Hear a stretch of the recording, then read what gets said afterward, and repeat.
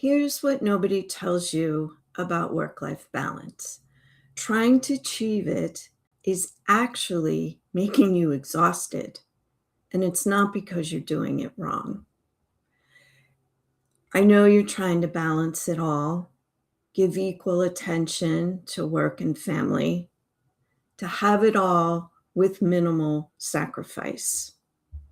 And you believe, because every productivity expert has told you, that if you just manage your time better, you can fit everything in. I know that's what I thought when I was full-time working mom of 3 school-age children. I thought the issue was me, that I just couldn't manage time well enough. And if I could just learn, as it seemed to be that everyone else had, then I would be able to get everything done on my to-do list. But here's the problem. The issue with work-life balance isn't your execution. It's the entire concept. I'll say that again. It's the entire concept of work-life balance. Balance assumes the goal is fitting everything onto your plate. But what if your plate is too full? And adding balance just means you're spinning faster, trying to keep all the plates from crashing. That's not balance. That's exhaustion with better optics. Think about it. Name one person you genuinely admire, someone who's built something meaningful while raising a family, who achieved perfect 50-50 balance. You likely can't, because they didn't aim for balance. They made strategic choices about what mattered most. Thanks for joining me. We're live today on LinkedIn and YouTube, and I'm Karen, and I help high-achieving working parents to stop sacrificing sanity for success. Today, I'm going to show you 3 ways work-life balance makes you more exhausted, and the actual approach that lets you advance your career and be present for your family without having to choose between the two. So tell me, where are you calling in from? Drop your location in the comments. Are you somewhere in the US, maybe somewhere across the globe? Where are you tuning in from? I am on the East Coast of the US, outside of Baltimore, Maryland. Okay, so let's talk about the first way that work-life balance is making you more exhausted.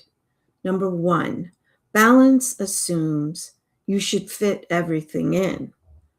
The problem with that is that balance treats your capacity as infinite, assumes that you should fit everything onto your plate. In fact, assumes that that's even possible. And that's a whole other conversation for another live stream. But balance assumes that you can fit everything in. But here's what balance means in practice. It means work demands 50 plus hours. Family needs quality time and presence. Health requires sleep, exercise, recovery. Relationships need nurturing, and personal growth matters. So you create a time management system to fit it all in. You wake up earlier, you optimize your calendar, you batch tasks, you become ruthlessly efficient. And you know what happens? I bet you do. You fit more onto your plate, more meetings, more responsibilities, more mental load. Because balance never asks the critical question, what should you stop doing? That's right. Instead of adding more, what can you let go of? So the fundamental flaw of work-life balance, it's an addition problem, not a subtraction problem. Balance says, how can I give equal time to everything? Integration says, what actually matters most and what can I let go of? So the solution is strategic choosing. Here's what strategic choosing actually looks like at work. It could look like you stop trying to excel at every project. You identify your highest impact work, the 20% that drives 80% of your results, and you protect your best energy for that particular project. Everything else, good enough. So which are the projects that have high visibility, that allow you to grow, that are aligned with readiness for a promotion? That's what you knock out of the park. Everything else, good enough. At home, you stop trying to be the Pinterest perfect parent. You identify the 3 to 5 rituals or traditions your kids will actually remember, and you let the other 42 things go. What's the structure? What's the rhythm? What's the pace that allows your kids to feel safe, loved, well taken care of, and a sense of identity of this is what our family does. This is what makes our family special. Focus on those things. You're not trying to balance everything like Amazon boxes on either side of a seesaw. This big box, oh, now we need another one on this side, back and forth, all to get that seesaw level. That's not realistic. You're strategically choosing what gets your best energy and what gets your remaining energy. So when you optimize your schedule, do you end up with more or less on your plate? More or less when you try and optimize your schedule. I feel like it's easy without intention to get more, especially if you're reacting to things as opposed to being proactive and intentional. Okay. So let's move on to the second way that balance keeps you exhausted. Balance ignores where you're overfunctioning. Balance assumes you should be doing all the things you're trying to balance. Think about what you're currently trying to do to balance at work, your actual responsibilities, projects your team could handle, but you could do faster, so you keep them and don't build capacity within your team. Tasks that you've taken on because if you don't do it, it won't get done right. Managing up, down, and sideways. Does that sound familiar? Might you be overfunctioning? A client this week suggested that term to me, and I really, really liked it, particularly for ambitious high achievers.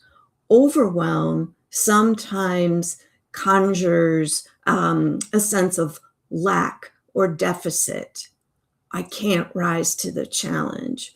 Overfunctioning, on the other hand, is I am rising to the challenge, but then ask the question, should I? Not because I can do it, should I do it?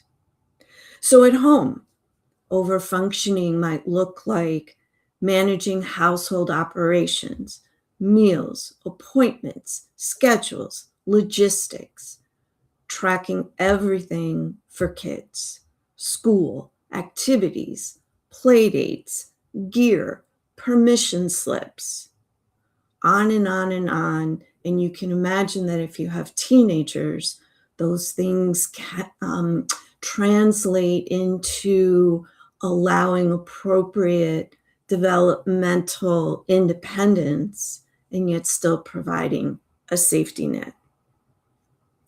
Overfunctioning at home can look like being the default parent who holds it all together, remembering what everybody needs when, because you're the only one responsible for that information.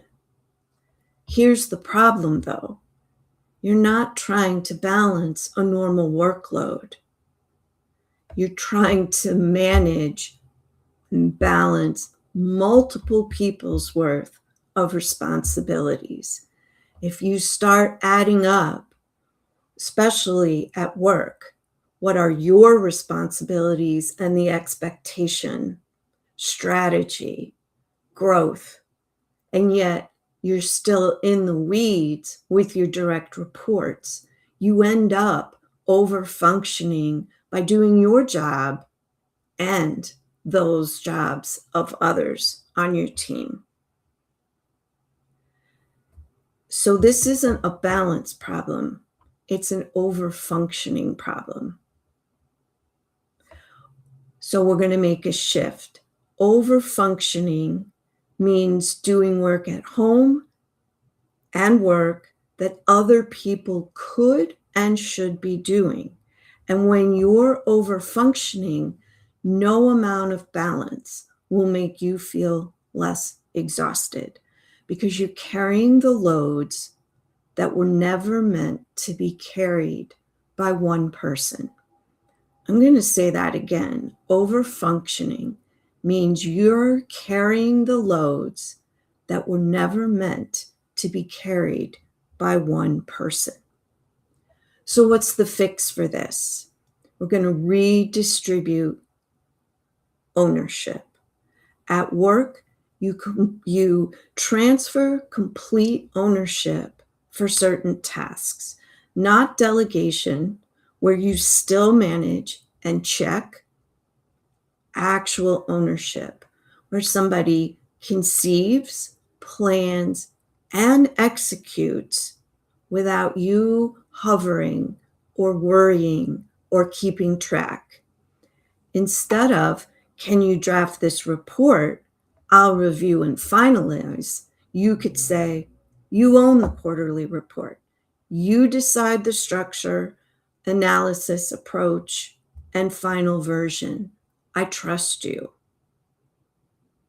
At home, you might redistribute the mental load, not by asking your partner to help, but making them fully responsible for complete domains.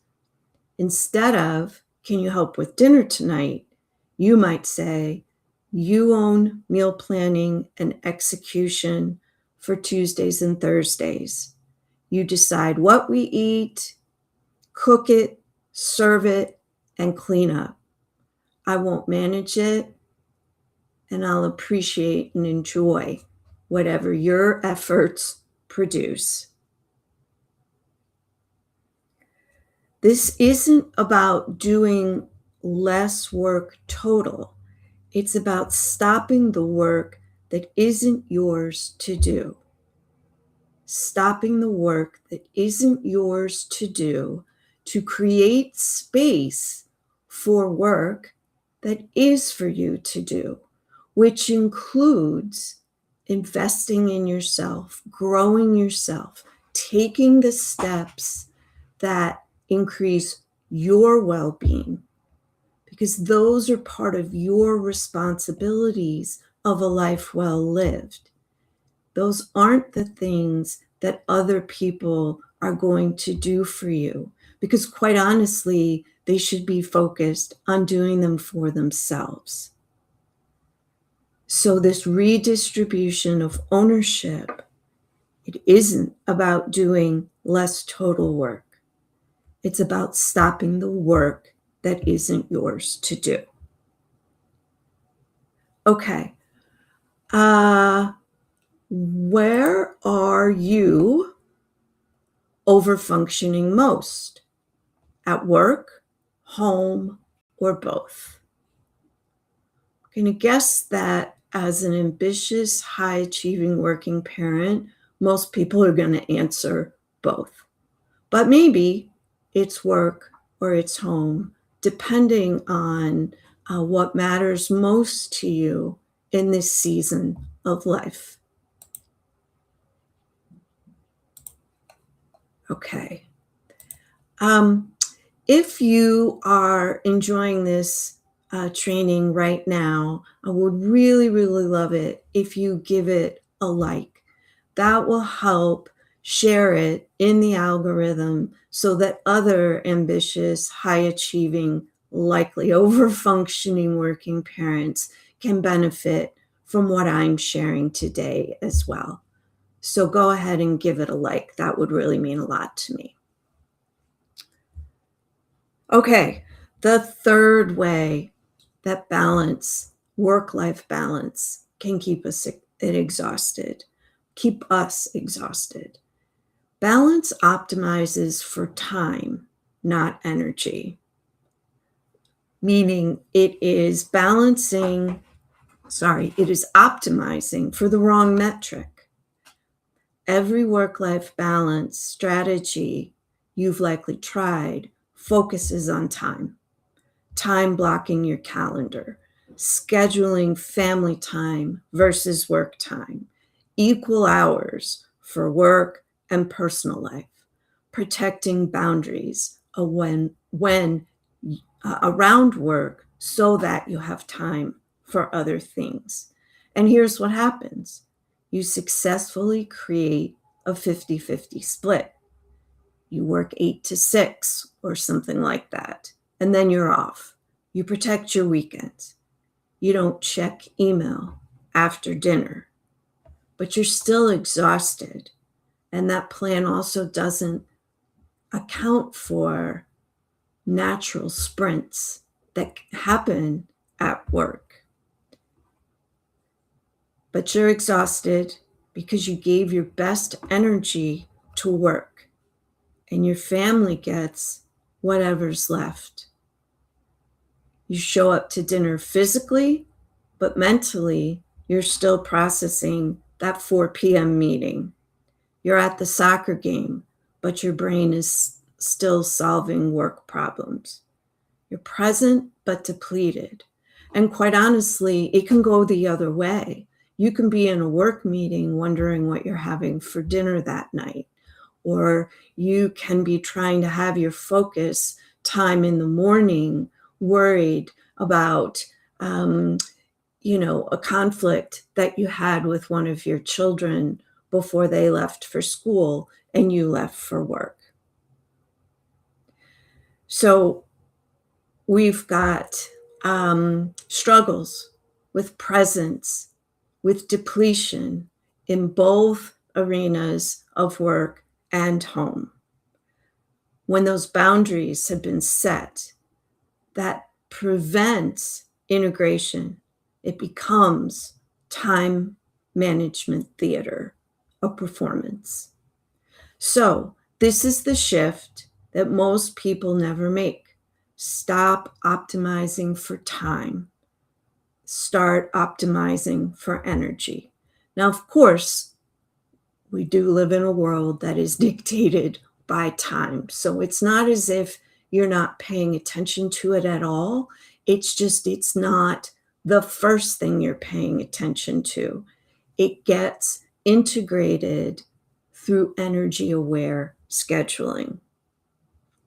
So the question isn't, am I giving equal hours to work and family? The question is, am I giving my best energy to what matters most and protecting boundaries around depletion? Here's what energy-based integration actually looks like. You identify when you have peak energy. Maybe it's 9 to 11. Maybe it's evenings. When are you most focused, creative, and present? Then you protect that time strategically. Peak energy at work, that's when you do your strategic thinking, your focus work, not email. Peak energy in the evenings, that could be for family connection time, not household logistics. Your kids will not remember if the kitchen was cleaned up perfectly every night after dinner. They will remember if you talked with them about their day and asked questions and celebrated the good things that happened, or maybe offered some empathy for the challenges. For low energy windows, that's when you batch admin work or low stake tasks such as folding the laundry. You're not splitting time equally. You're allocating your best energy to your highest priorities and letting lower priorities get lower energy. This is what I call the energized leader method, and it completely reframes how you approach work, life, and energy. So let's take a look at our last poll. By the time you get home to your family, are you feeling energized or depleted? A, energized, B, depleted. Put that in the chat. I can imagine that on some days it's a different answer depending on how you set up your energy management for the day. Okay, so let's tie all of this together, because understanding these three ways reinforce each other critically. So the balance trap looks like this.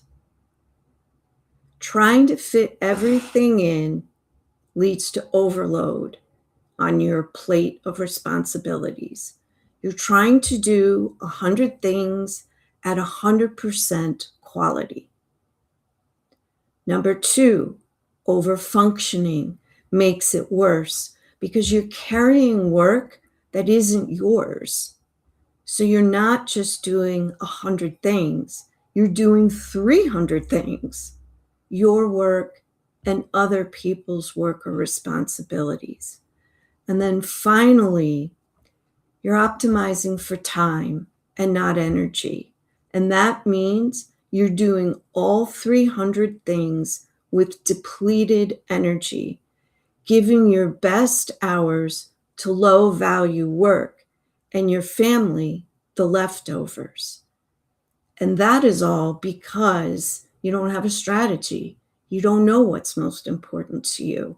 You're not intentionally, proactively prioritizing and aligning it with your natural energy rhythms. So that's why better balance never works. You're optimizing the wrong system.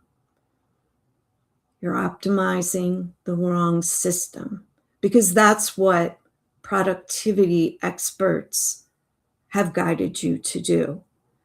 Strategic integration flips the entire approach. Instead of fitting everything in, you're strategically choosing. You're deciding what matters most and letting go of the rest. You're aiming for 20 things at 100% and 80 things at good enough. That sounds a lot more manageable to me. I feel relief in that statement. You're aiming for 20 things at 100% and 80 things at good enough. Instead of overfunctioning, you're redistributing ownership. You stop doing other people's work. You transfer complete ownership so that they conceive, plan, and execute. You do this at work and you do it at home. You redistribute the mental load of all the things and the ownership. And instead of focusing, optimizing for time, you allocate your best energy to your highest priorities. Peak energy goes to the highest impact work and focused family time. Low energy goes to admin and logistics. This is the foundation of the energized leader method. And it starts with just 1 hour.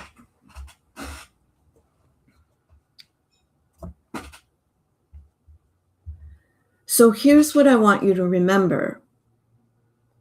You don't need better balance. Let's let that go in 2026. You're not striving for work-life balance. You need strategic integration of work and life. You need these 3 shifts, from fitting everything in to strategic choosing. What to stop. You shift from overfunctioning to redistributing ownership. What's not yours? And then 3, you shift from time management to energy management. Your best energy goes to your highest priorities, the things that matter most to you.